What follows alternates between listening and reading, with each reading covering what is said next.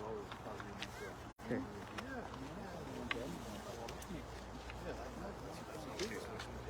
I think it's like different every year now.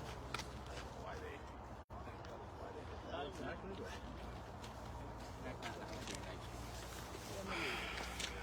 Maganda. Wala si Sini.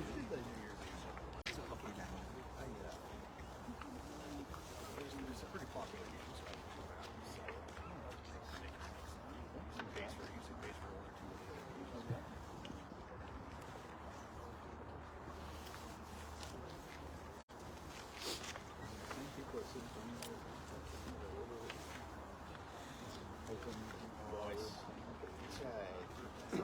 There's a few that you see fairly regularly, but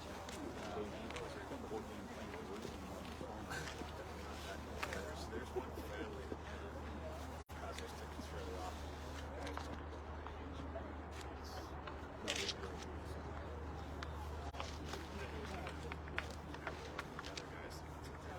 One guy owes us to the game regular. Yeah. Same with the ones to my right. How you guys doing? It's different.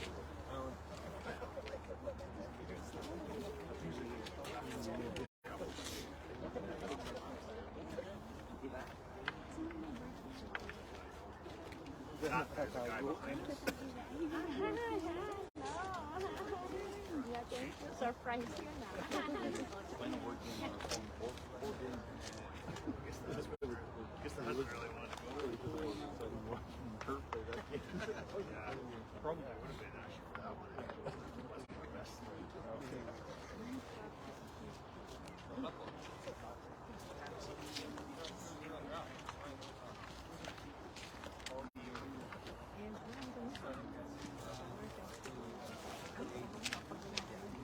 Ha? Hindi, gilid na gilid. Paglalagay yan doon papunta dito, hindi mo kukuha. Kasi meron bakal eh.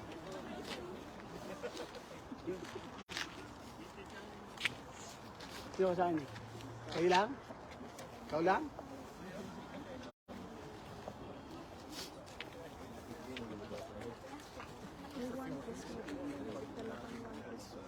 Wala nga eh.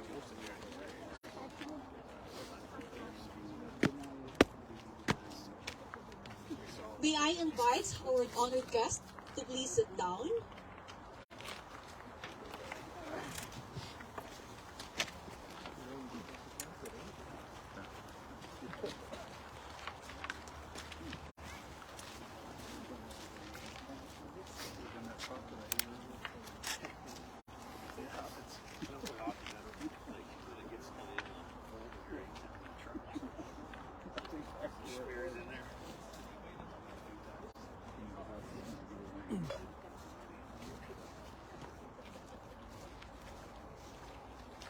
And then later, we're going to offer the week. So you'll just be learning and all that. So then you will be like, and then later, we'll just have a group photo. Then you can do it together with us. Ayun, kay ano? Yung anak ko, peace officer din eh. Pero kasi wag police, pero advice sa kanya. Dito, dati siya sa Congress. 2 years siya sa bank. Tapos kinapagin ng ito. Pero may pera ng kalbo. Pero ano po yun ang service? Dito sa Nasa kalbo. Asan? under sa police officer. Adi, cover ng kalbo. Kasi yung cover police sa meron sa police officer. Nag-enjoy siya. Siguro almost 52 years na dito sa years. Almost kasi kanya ng future na naman. A pleasant day to all of us gathered this afternoon here at the Dr. Rizal Monument at Nose Creek Regional Park in Erdre, Alberta. I am Rio Yebes of the Philippine Consulate General in Calgary. Today, we are here to commemorate the 126th anniversary of the martyrdom of the Philippine national hero, Dr. Rizal. This event is organized by the Philippine Consulate General in Calgary.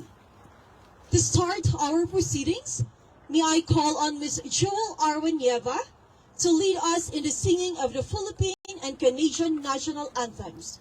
May I request everyone to stand up.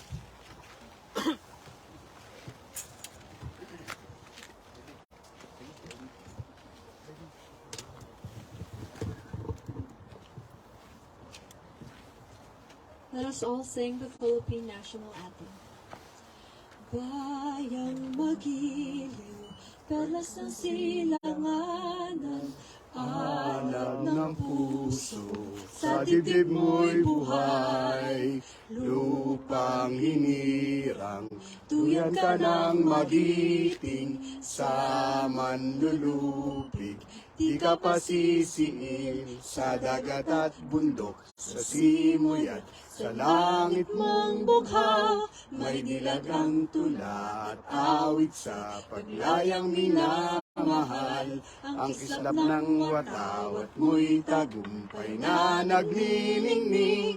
Ang bituin at araw niya kailan pang ay di magdidilim. Lupa ng araw ng wal, ating pagsinta, buhay ay langit sa piling mo. Aming ligaya na pag may mga api, ang mamatay ng dahil sa'yo. Let us sing the Canadian national anthem. Oh, Canada, our home and native land, true patriot love in all of us command. With glowing hearts we see thee rise, the true north strong and free. From far and wide, O Canada, we stand on guard for thee. God keep our land glorious and free. O Canada, we stand on guard for thee. O Canada, we stand on guard for thee.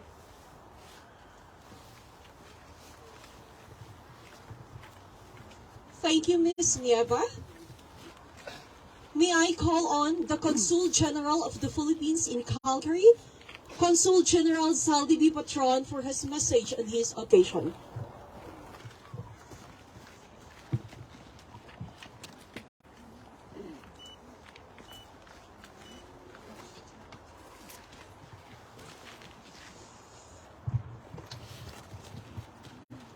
Magandang hapon po. Good afternoon to all of you. Honorable Blake Richards, Member of Parliament for Airdrie Banff. Honorable Angela Pitt, Member of the Legislative Assembly for Airdrie East. Honorable Ron Chapman, Councilor of Airdrie City Council. Mr. June Martin, President of the Filipino Airdrie Association. My fellow Filipinos and our Canadian friends. Today, on this hallowed ground of Nose Creek Regional Park in Airdrie, Alberta, where the first Dr. Rizal monument of this province now stands proud and high, we commemorate the 126th anniversary of the martyrdom of a great Filipino. This is the second time that we are having a Rizal Day celebration at this Rizal Monument, following the monument's public unveiling on October 23, 2021. Last year, we also held our Rizal Day event here amid a much colder weather. This year, our Rizal Day event is taking place in this Rizal Monument, which on June 19, 2022, was designated by the National Historical Commission of the Philippines as the first Philippine historical site in Alberta. Dr. Jose Rizal was an epitome of a true Filipino. A fierce fighter, he fought the Spanish colonizers with ideas for liberty and freedom through his novels and writings. An intelligent, polyglot, multi-skilled, well-traveled person, he could have enriched himself, but he instead dedicated his life for the good of his nation. With the theme, Rizal, Preserved Memories Treasured Today by the Nation, or in Filipino, Rizal, Alaalang Iningatan, Yaman Ngayon ng Bayan. Rizal's heroism is being remembered and celebrated today in the Philippines and in many parts of the world where there is a Filipino diaspora, including here in Alberta. The province of Alberta is now a home to about 216,710 Filipinos and Filipino Canadians, the second largest Filipino community in the whole of Canada. Today, the Filipinos in Alberta and across Canada are reminded of Dr. Jose Rizal's heroism, and we draw inspiration from his life and deeds. He is telling us that we Filipinos can be noble wherever we are.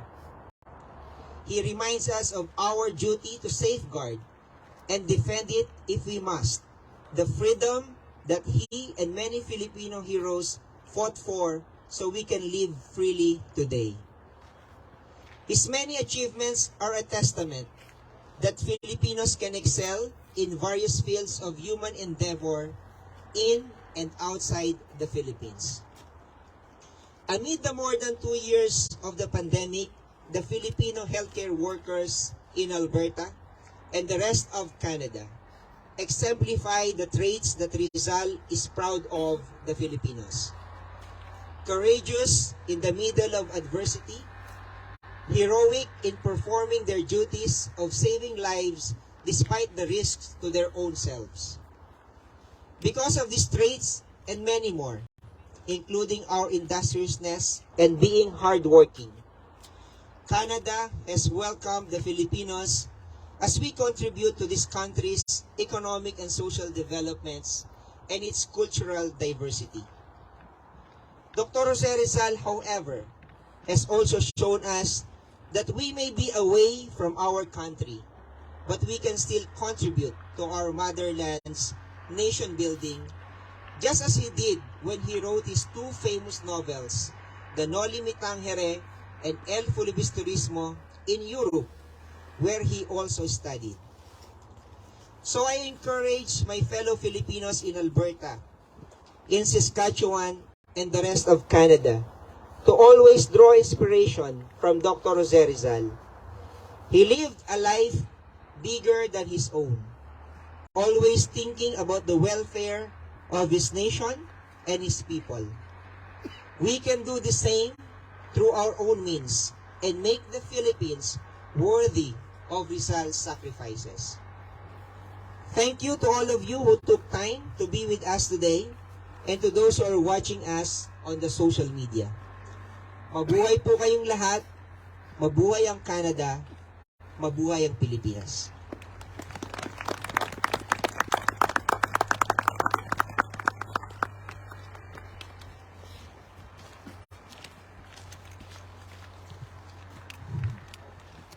Thank you, Consul General Patron, for your thoughtful words. May I call on the Member of the Parliament for Airdrie Banff, Honorable Blake Richards, to deliver his remarks.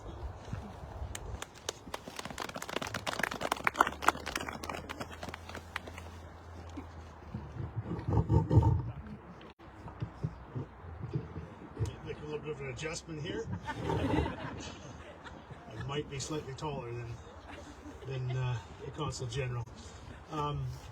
But it is a real honor to be here with you today to celebrate the national hero, Dr. Jose Rizal. Not only because of the important role that our Filipino Canadian friends play here in our community in Airdrie and in Alberta and all across Canada. When I think about our community and everything that goes on here, so often, our Filipino friends are such a huge part of everything that we do in this community. And I think that, the fact that we are the first to have a monument like this in Alberta speaks volumes to the important role that you play in our community and the embrace that our community has for you as our fellow citizens of Airdrie and Alberta and Canada. And so it's an honor to be here and join you today in celebrating this important National Day. But it's also an honor to be here because of who we celebrate, Dr. Jose Rizal. When I think about him and the life that he led and what he gave his life for, this was a very accomplished man, not only a physician, but as the Consul General said, many other things, poet, writer, inventor, and so many other things. He had a very accomplished life as it was, but he knew that there was something that was far more important than any of those things, the cause of freedom. And it's something that we in Canada often take for granted.